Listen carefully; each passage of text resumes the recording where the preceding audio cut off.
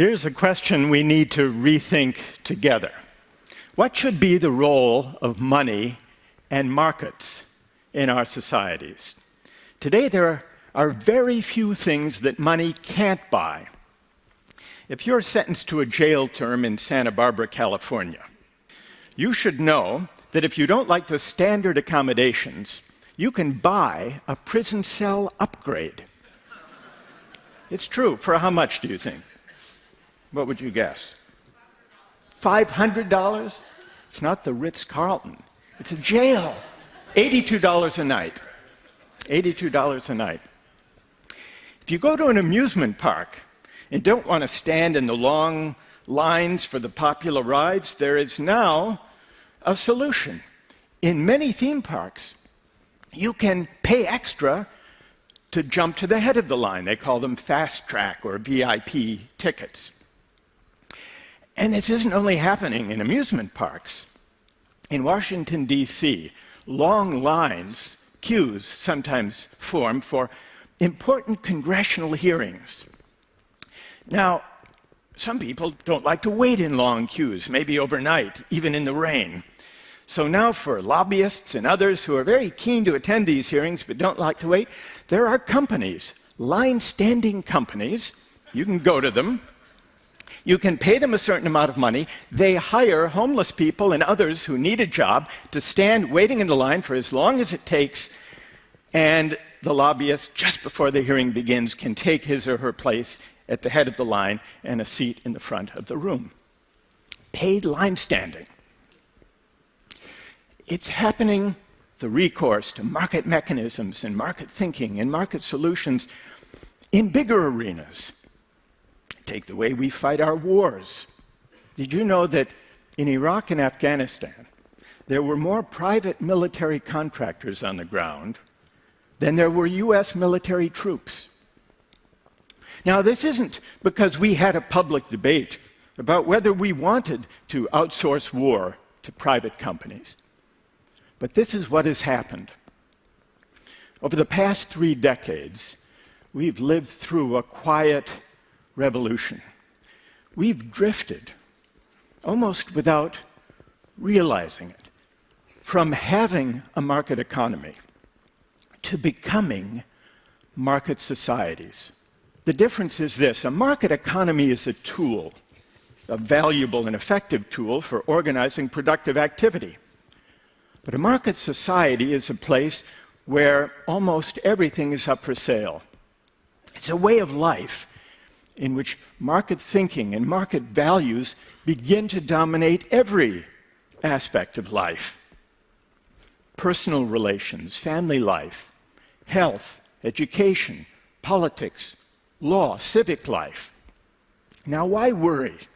Why worry about our becoming market societies? For 2 reasons, I think. One of them has to do with inequality. The more things money can buy, the more affluence, or the lack of it, matters. If the only thing that money determined was access to yachts or fancy vacations or BMWs, then inequality wouldn't matter very much.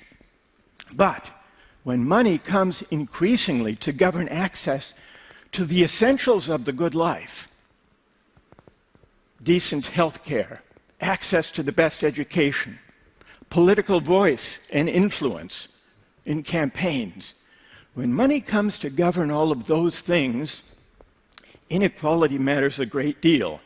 And so the marketization of everything sharpens the sting of inequality and its social and civic consequence. That's one reason to worry. There's a second reason, apart from the worry about inequality, and it's this: with some social goods and practices, when market thinking and market values enter, they may change the meaning of those practices and crowd out attitudes and norms worth caring about. I'd like to take an example of a controversial use of a market mechanism, a cash incentive, and see what you think about it. many schools struggle with the challenge of motivating kids, especially kids from disadvantaged backgrounds, to study hard, to do well in school, to apply themselves. Some economists have proposed a market solution, offer cash incentives to kids for getting good grades or high test scores, or for reading books. They've tried this, actually. They've done some experiments in some major American cities, in New York, in Chicago, in Washington, D.C. They've tried this, offering $50 for an A, $35 for a B. In Dallas, Texas, they have a program that offers 8-year-olds $2 for each book they read. So let's see what some people are in favor, some people are opposed to this cash incentive to motivate achievement. Let's see what people here think about it. Imagine that you are the head of a major school system, and someone comes to you with this proposal, and let's say it's the foundation. They will provide the funds. You don't have to take it out of your budget. How many would be in favor, and how many would be opposed to giving it a try? Let's see by a show of hands. First, how many think it might at least be worth a try, see if it would work? Raise your hand. And how many would be opposed? How many would... So the majority here are opposed, but a sizable minority are in favor. Let's have a discussion. Let's start with those of you who object, who would rule it out even before trying. What would be your reason? Who will get our discussion started? Yes. Hello everyone, I'm Heike, and I think it just kills the intrinsic motivation. So in respect that children that they would like to read, you just take this incentive away in just paying them, so it just changes behavior. Takes the intrinsic incentive away. Yeah. What is or should be the intrinsic motivation? Well, the intrinsic motivation should be to learn. To learn. To get to know the world. And then if you stop paying them, what happens then? Then they stop reading. Now, let's see if there's someone who thinks it's worth trying this. I'm Elizabeth Loftus, and you said worth a try, and so why not try it and do the experiment and measure things and measure. And what would you measure? You'd measure how many books they read and how many books they continued to read after you stopped paying them. Oh, after you stop paying. All right, what about that? To be frank, I just think this is, not to offend anyone, a very American way.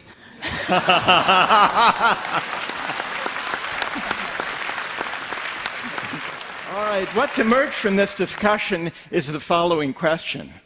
Will the cash incentive drive out or corrupt or crowd out the higher motivation, the intrinsic lesson that we hope to convey, which is to learn, to love, to learn, and to read for their own sakes? And people disagree about what the effect will be, but that seems to be the question, that somehow a market mechanism or a cash incentive teaches the wrong lesson. And if it does, what will become of these children later? I should tell you what's happened with these experiments. The Cash for Good Grades has had very mixed results. For the most part, has not resulted in higher grades. The $2 for each book did lead those kids to read more books. It also led them to read shorter books. But the real question is, what will become of these kids later? Will they have learned that reading is a chore, a form of piecework to be done for pay? That's the worry. Or may it lead them to read, maybe for the wrong reason initially, but then lead them to fall in love with reading for its own sake? Now, what even this brief debate brings out is something that many economists overlook. Economists often assume that markets are inert, that they do not touch or taint the goods they exchange. Market exchange, they assume, doesn't change the meaning or value of the goods being exchanged. This may be true enough if we're talking about material goods. If you sell me a flat-screen television or give me one as a gift, it will be the same good. It will work the same either way. But the same may not be true if we're talking about non-material goods and social practices, such as teaching and learning, or engaging together in civic life. In those domains, bringing market mechanisms and cash incentives may undermine or crowd out non-market values and attitudes worth caring about. Once we see that markets and commerce, when extended beyond the material domain, can change the character of the goods themselves, can change the meaning of the social practices, as in the example of teaching and learning, we have to ask where markets belong and where they don't, where they may actually undermine values and attitudes worth caring about. But to have this debate, we have to do something we're not very good at, and that is to reason together in public about the value and the meaning of the social practices we prize. From our bodies, to family life, to personal relations, to health, to teaching and learning, to civic life. Now, these are controversial questions, and so we tend to shrink from them. In fact, during the past 3 decades, when market reasoning and market thinking have gathered force and gained prestige, our public discourse during this time has become hollowed out, empty of larger moral meaning. For fear of disagreement, we shrink from these questions.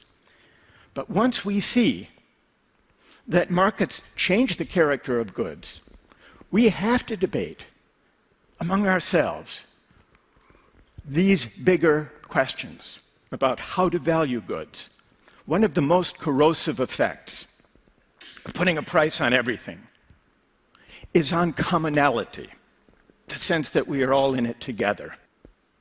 Against the background of rising inequality, marketizing every aspect of life leads to a condition where those who are affluent and those who are of modest means increasingly live separate lives. We live and work and shop and play in different places. Our children go to different schools. This isn't good for democracy, nor is it a satisfying way to live, even for those of us who can afford to buy our way to the head of the line. Here's why. Democracy does not require perfect equality. But what it does require is that citizens share in a common life. What matters is that people of different social backgrounds, different walks of life, encounter one another, bump up against one another in the ordinary course of life. Because this is what teaches us to negotiate and to abide our differences. And this is how we come to care for the common good. And so in the end, the question of markets is not mainly an economic question. It's really a question of how we want to live together. Do we want a society where everything is up for sale? Or are there certain moral and civic goods that markets do not honor and money cannot buy? Thank you very much. Thank you.